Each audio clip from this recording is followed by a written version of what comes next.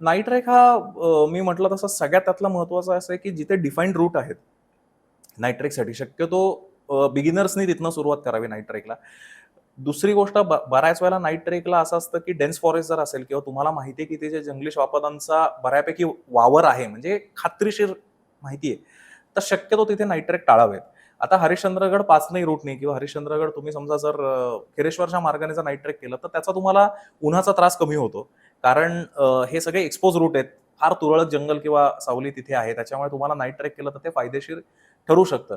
पण तुम्ही जर नळीची वाट केलीत रात्री, हरिश्चंद्रगडाची अत्यंत टेक्निकल वाट आहे, तर ते हं. अजिबात संयुक्तिक नाहीये. कारण तिथे अवघड रॉक पॅचेस आहेत. जिथे दिवसाच ते भीतीदायक अनुभव ठरू शकतो. तिथे नाईट ट्रेक करून आपण अजूनच संकटाला आमंत्रण देण्यासारखं असतं. त्याच्यामुळे जे प्रचलित किल्ले आहेत, की आता राजगड आहे, की जिथे डिफाईन्ड रूट आहे.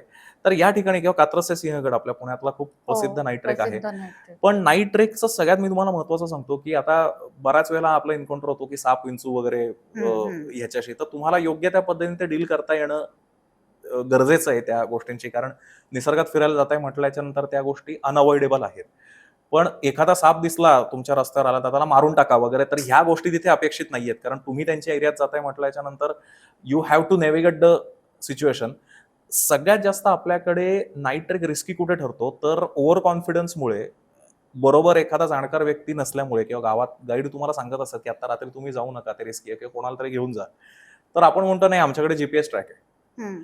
आणि त्याच्यामुळे होतं असं, की तो जीपीएस ट्रॅक कशावरनं बरोबर आहे किंवा तो तुम्हाला नीट वाचता येईल याची गॅरंटी नसते. राइट. त्याच्यामुळे एक लोकल माणूस असलेला कधीही चांगला असतो. इमर्जन्सी सिच्युएशनमध्ये that man is your first responder.